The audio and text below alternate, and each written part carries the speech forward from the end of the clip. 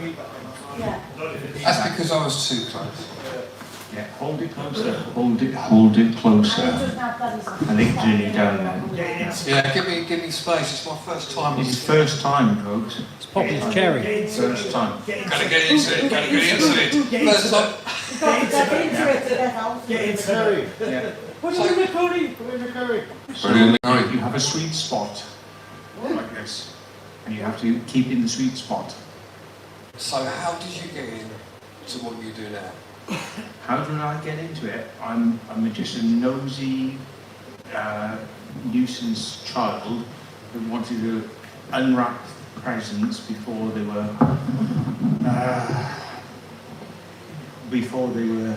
in front of me, and then go, oh, I'm amazed that my presents are there, and oh my God, I've got the presents that I wanted. Yeah, that's where it started. Just nosy into everything, looking,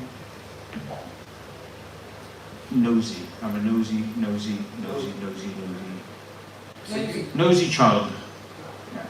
So you're well known for doing crop circles, and obviously looking at, you've been to UFO conventions and everything. How did you get into the UFO side of things? Because obviously it's a big subject, but you become fairly well known. Yeah. Along with that, how did you actually get to that point where people were just like, it's just a crazy guy talking about aliens and shit like that?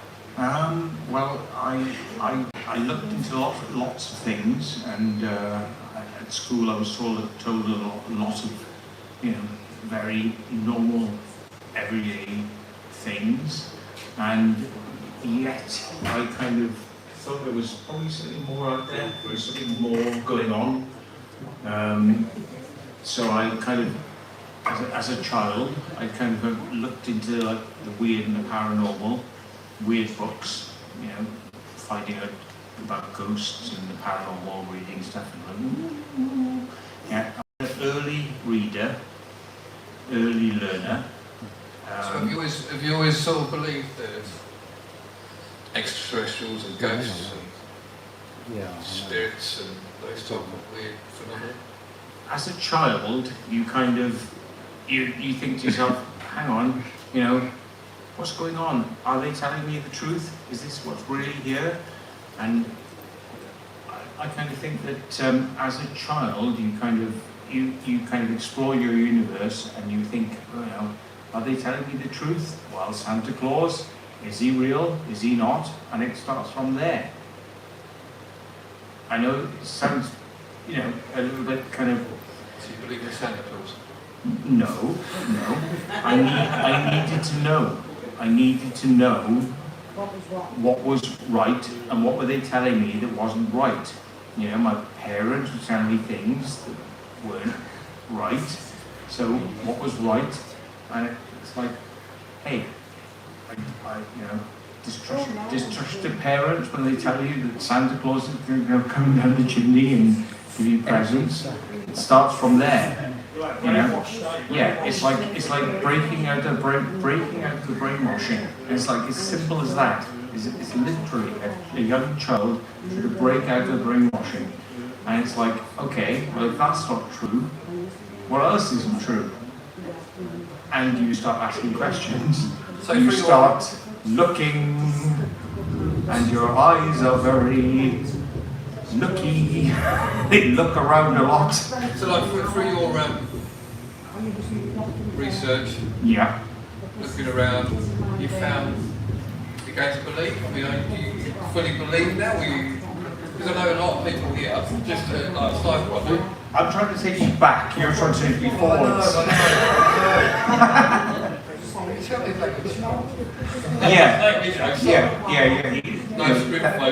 Therapy mode.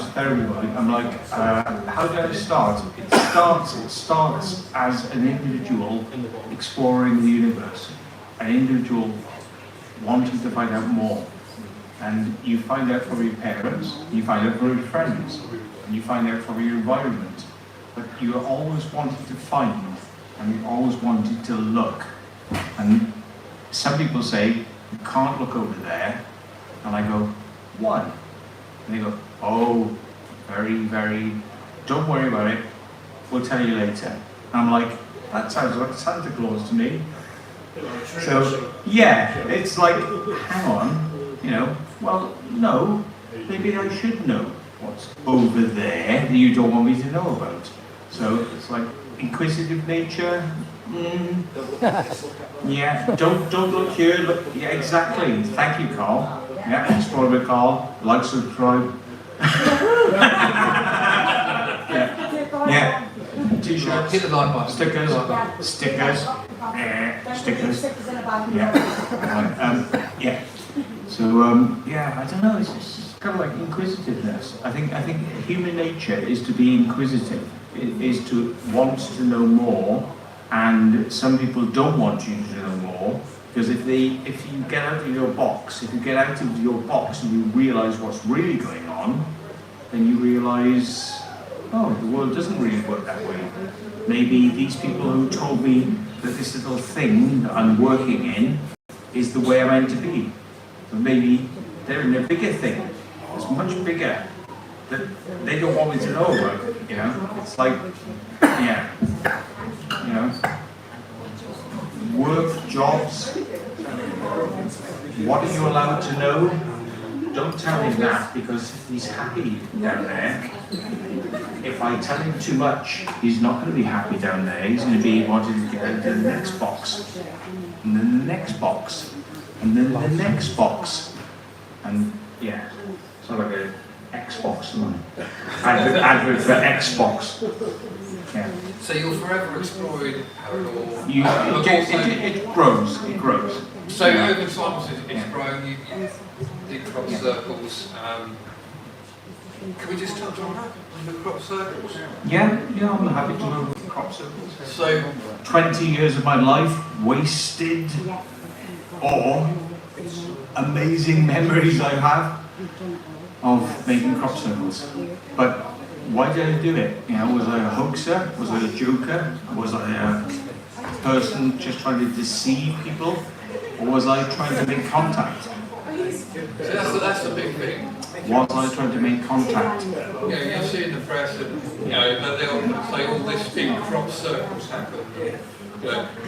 Would you say that there are some which are real, or is it all of it? It's basically every crop circle is fake and there's nothing to it whatsoever. You did it as a fad and that's now finished. But it's still in popular media. If I had to answer, are there any real crop circles out there that I've seen, knowing as a person who's made crop circles, what would I say is a real crop circle? As well. I would say the original phenomena is abstract.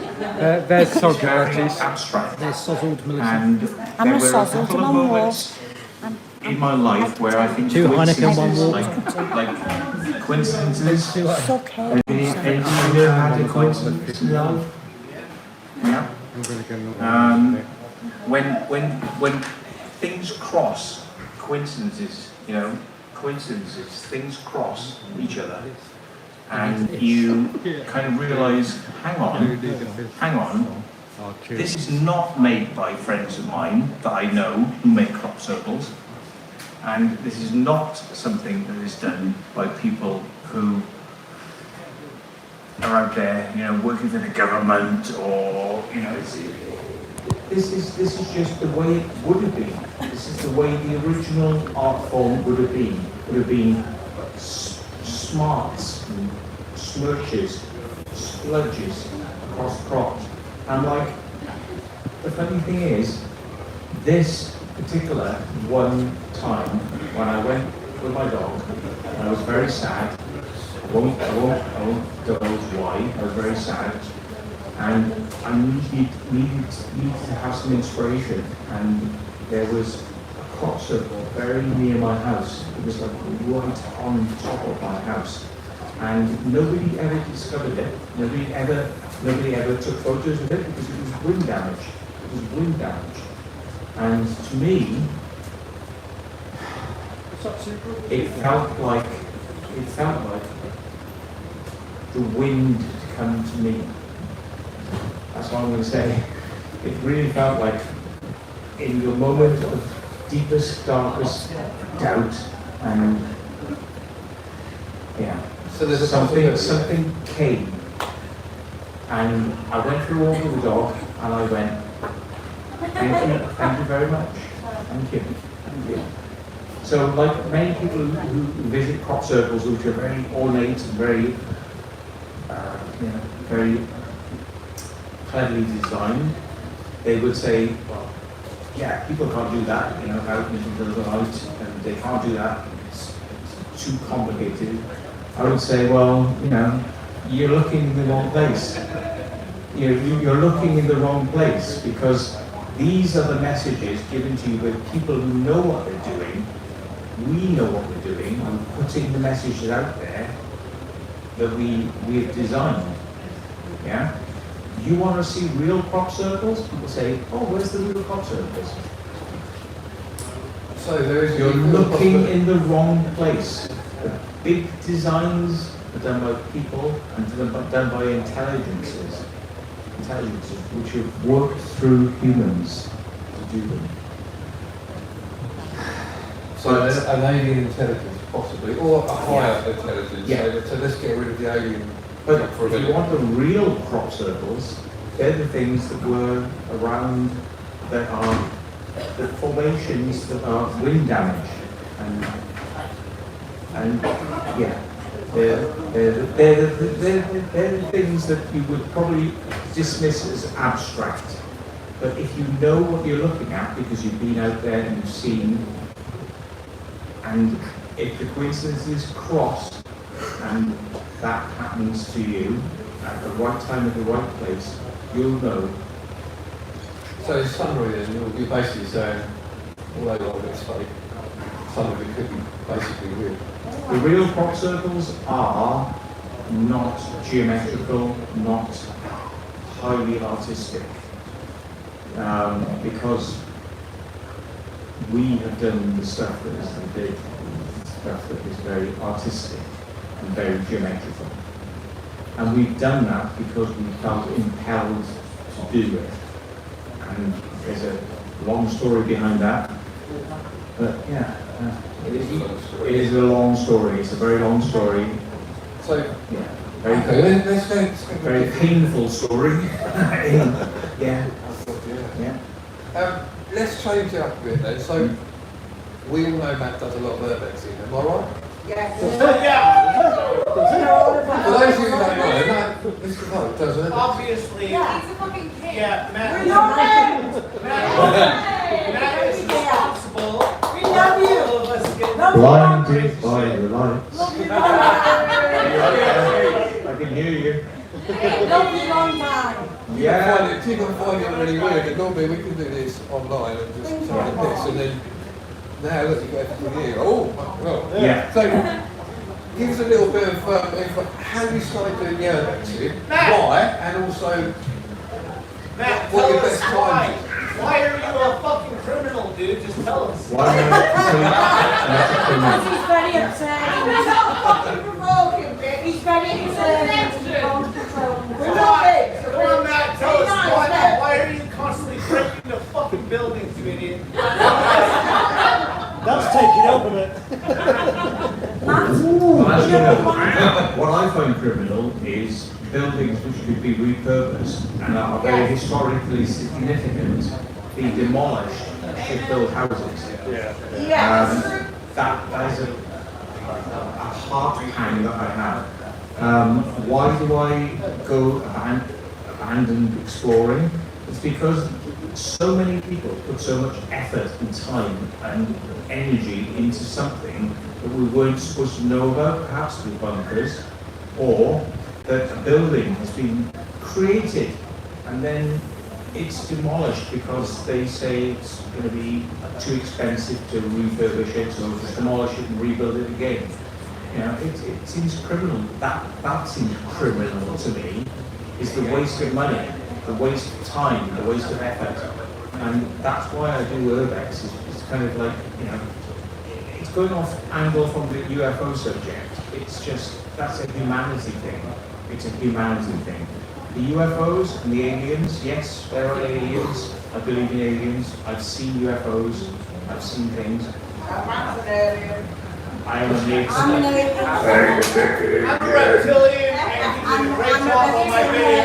You did a great job on my video yesterday. Some people have said they've seen me shape shift on stage. I did see your eyes change, didn't you? Yeah.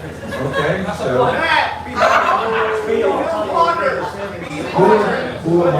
Who am I to deny what other people experience? Take your pants off. Oh God, not again. It's 4 o'clock in the afternoon.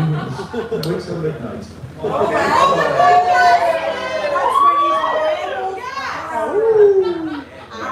He's the only man I know who can sort of be on a live stream and forget he's on a live stream and decide to go to bed.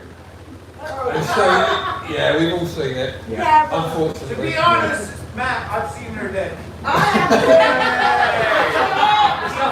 Sometimes he doesn't You did it know. on a live stream in the bathtub. That's why I'm just doing down to Greg here. To make sure he hasn't gone home. When you're live streaming, you're having a drink, as we do, you know, because I do actually have problems with anxiety and panic attacks, and I take tablets to cover this, you know, because I have high adrenaline. So adrenaline makes my heart pump, and I feel like you know, and it's like, so I take tablets for it, you know. It's like, but it's like excitement is good because it makes you want to do, it makes you more, you know, and exciting, yeah. But it's like excitement will frighten you and push you away, you know. So it's like it's a constant battle with the pharmaceuticals that I'm given to kind of, you know, fight my fears, fight the fears. And so you find that, so when you say airbagsing for you, doing airbags, it sort of helps that anxiety. Although you get the initial anxiety of it, but then when you're out, going somewhere you never been before, you have that rush. As a child, I went to Port Kerry Park and cycled and walked up to the airport, Cardiff Airport, and watched the aircraft taking off, and I used to get very excited by that, and I was like, whoa. And at night, through my bedroom window, I could see the aircraft like coming in and going from Cardiff Airport through my window. And sometimes the aircraft, even like illegally, probably illegally, you know, like 50 feet above my house, across the top. That's a bit illegal. You know, I've got a pilot's license, so I know what's illegal. And as a kid, I can go, that was probably illegal. What was going on there then? What the hell was going on there then? You know, I know that aircraft was right at about 30, 50 feet above my house. You know, it's like, that's illegal. Yeah. You know, so it's like, but I didn't realise this as a child. You know, I was like, I'm a child. Now I've grown up. I've got a pilot's license. I'm like, wow. You know, so that's what's illegal and that's what's not legal. I'm like, yeah, and it's nice to kind of know the bounds. But yeah, as a child, looking at pilots and aircraft, I wanted to be a pilot. I had flight simulators and on the computer, and yeah, I was a little computer programmer. I got my computer and I learned how to program it, and my friends were programmers as well. We programmed machine coded and basic and machine code, and we were in touch with people who were making like prototype PCBs, and yeah, it's like a crazy time. And yeah, we won't talk about that. Yeah. So going on the urbex side, you've done hundreds of videos, hundreds of bits and pieces, and I know you're not going to be honest with this. I want to know what your favourite explorer is, although I know you're going to say, well, I probably haven't got a favourite. And what your most fucking nightmare was. Then I'm not satisfied. Proving demons, anyone? Proving demons. You work We're not worthy. Anyone else want to shout out? Shout out. Hoopa! Hitting us through the rain, raise a hand.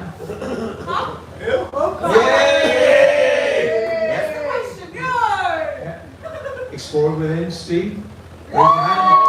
I can't see you, but you're out there. There he is. Kelly Clarkson Explorers. What did somebody describe you as?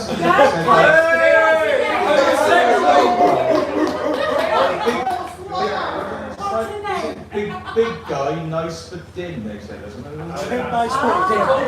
Tim Nice Foot Dim. He's Steve's big and he's nice. That's why the farmer wanted to pick the biggest one. But he's not dim. Anyone seen that video? Yeah. That's the video we got to put up. He's got a proper job. Yeah? A proper job. Proper job.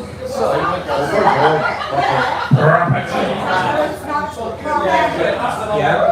I mean, you know, it's like the thing is, people come from all walks and different backgrounds into this subject, and they don't, you know, people kind of like tie you with the same brush. They kind of go, oh, there is these dirty vexers like smashing things and doing things. No, we don't smash stuff up and we don't destroy stuff. The big people, yeah, stickers. We stick stickers out. Yeah, we stick stickers. Stop it. Stickers. Stop it. Yeah, stop it. Right, Yes, Matt, leave it. Stop putting stickers in place. Yes. but you I know, don't like it. we don't build things in the first place. Other people do. And other people leave them to rot. Yes, they do. And we observe that and we document it. Yes. Yeah?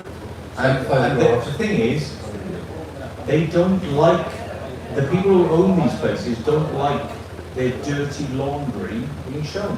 But I find it fascinating because the dirty laundry, which is the buildings and the architecture and the history, is fascinating. Yes. But they don't want you to see that they're not putting the money in to keep it upkeep, or they want it to be destroyed, or they want it to be demolished. And yeah, it's kind of, I find it very poetic, just juxtaposition. We want to preserve history and observe history. So to kind of like document the weirdness between money, haves and have-nots, and do this and do nots. Yeah? Yeah, and also Juxtaposition. you're saying Do that this, as well. do not. Have money, have not. Yeah, definitely. I mean, like you say, there's people, well, companies with vast amounts of money that leave buildings to rot. So, would you say sort of, it's the beauty of seeing a building which has been taken back over by nature? Like, you know, a lot of the time, Yeah. just being left. But it's so much more better than it would have been if it was just a fucking building standing there with people walking in and out every day. Yeah, and nature takes over. It's like Jurassic Park, they say like nature finds a way. Remember that quote from Jurassic Park? Yeah. Nature finds a way. And you leave a building with the roof off for 1 or 2 years and nature takes it over. You know? And it's amazing. You know, it's like, yeah. Nature is amazing. Yeah. We need a search. Yeah, Nature. just because I still think but the people who own those places don't want to show the fact that they've let it get to the state. They go, well, that's embarrassing. That's embarrassing. You know? So we don't want to document our embarrassing little things we left. You know, and hey, let's celebrate it. Let's celebrate what is left. Celebrate what we have. Got a question from Mr. EWC. Come on, Carl. What up, Come Carl? on, Carl. No, you do it. Hang on. Like, subscribe. I was just going to say, urban exploring, but I think it's going a bit too far when you go into abandoned places, but there's lights on. That's not proper decay, is it? What do you think about that one? It just looks empty. How are you supposed to get it up? Get upstairs! What are you going to say about it, eh? What happens if we go into a place and the lights are The on? lights are on and it just looks empty. It looks Turn them off. empty. Well, It's not natural decay, is it? it is a state of decay. It is. It's not. It is. Do you know where I come from? Do you know where I come from? Yeah. I mean, look at Is it trying to make your job yeah, better? don't think a drone, right? Don't think a drone. Somebody did a piece of artwork.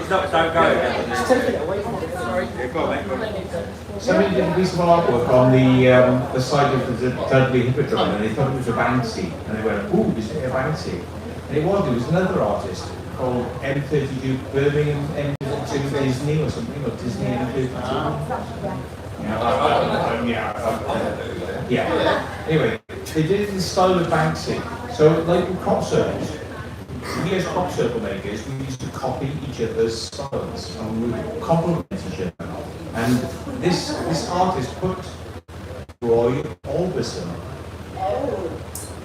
He did a Roy Orbison art on the side of the Dudley Hippodrome as it was being demolished. And it was like, because so many people have sat in those seats and watched the screen and watched the brainwashing or the lovely movies or whatever, the art that was on that screen, and they felt so much emotion and felt so much passion. You know, they sat in those rooms and they felt amazed, and they danced, they lived amazing moments in their lives, and then for it all to be just erased and taken away. For an artist to kind of say, remember that this was the place that Roy Orbison did his last gig. I think that's kind of poetic. You know, my heart goes out, you know. That was the last place Roy Orbison did a gig. And it's an amazing building. These are palaces, these are picture houses and theatres and places of, they're not places of worship, you know, so they're not religious, but we in our hearts give them as much emotion as probably people would give religion a worship. They would worship the church, but would they worship a cinema? Yeah. You know, and I say, well, I've been in a cinema and I've seen Star Wars and I've seen you know, The Matrix, and I've been, you know, many movies, and my emotions have been so driven. Wow, there's so much power, there's so much energy, focusing in that place, and then just go get rid of now houses. It's like, yeah, it's like I like to remember history. I like to remember the past, and we need to remember the past as we are in wartime situations at the moment. And if people don't remember the past, they're not going to learn from it. Yeah, exactly. And you're not going to get things right in the future. If you don't learn from the mistakes of the past, you're not going to get correct in the future. So, yeah, simply destroying places that have a lot of emotional attachment for people. Yeah, I think that's why I document Urbex. It's because emotion, my heart goes out to these places. Yeah. Well, it makes sense to me. It makes a lot of sense. I mean, yeah, I think a lot of you here do it or watch us do this stuff. That's why we get so sad when places get burned down, demolished. Yeah, when places get burned down. Absolutely. I mean, you know, you want to look at that beauty of these buildings and how they've been decayed or how it's done, and then someone comes along and knocks them out. It's history being destroyed. Yeah, and history should be kept so you can learn from history. I agree. Lastly then, Matt, give us a funny story, come on. Give us a story, Urbex's story, right? Something which has just stayed with you, something that's good. You know, funny moment, something that most of the people may not know, or... Well, your pants down. Don't talk about all the times you've had to take a shit on an Explorer.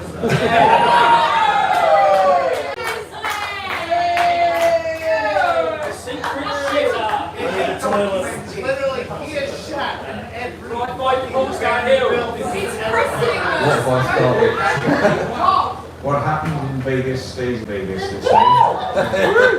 Until B-Face came along and then he took it a bit of an art form. What, B-Face, where are you? Can I have a yippee?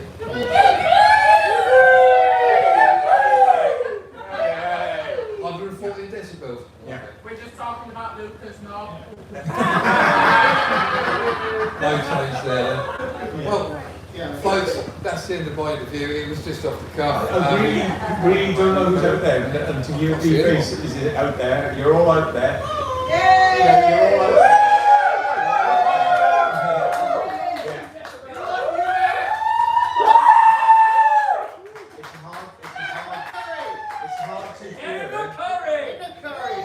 It's hard to hear the voices through the clutter because it's so many comments and so many things. It's like it's hard to reply to everybody, you know. It's been a pleasure, Matt, and But it's so nice to speak to you today because, like, some of you have said, like, you know, I'm that guy that said this thing, and I went, really? And they say, yeah. They show me it, and I go, oh, I see what you mean now. Yeah, shit. But it's like so many people write to me and go, what do you think this is? What do you think that is? What do you think this is? And I'm very quick to react. If I see them, I react and I say what I think. It's probably this, it's probably this. I can get back to people quickly because I'm quite good at like researching and finding out what things are. But it's like it's really good today to like people are coming to me saying, did you know this? Did you know this? I'm like, no, I didn't. But like having somebody standing there, it's like having you here and close actually gives me an opportunity to sort of like, okay, right, go on then, go on, show me what it is then. Go on, tell me, show me. Okay, I'm listening, I'm here, you know, so it's really good. Yeah. thank you for coming today, and all of everybody else, but thank you for coming up as well. Yeah. Proving Demons. Yes! And Did we actually answer any questions? we are going to have a break. Did we right? answer any questions? Shall we do questions? Did we answer any questions? Have I hedged around things? I have tons of questions for you. Yeah, right. What is on your hard drives that every time the fucking police raid you? What is on my hard drives? Well, they've had them enough times. Just pictures of the reason, fella. Andrew. Yeah. It's alright. Yeah. He's fine. He'll I mean, say so. the police have been in my house enough times and taken my computers and my hard drives and other people's hard drives because, you know, friends of mine say, oh,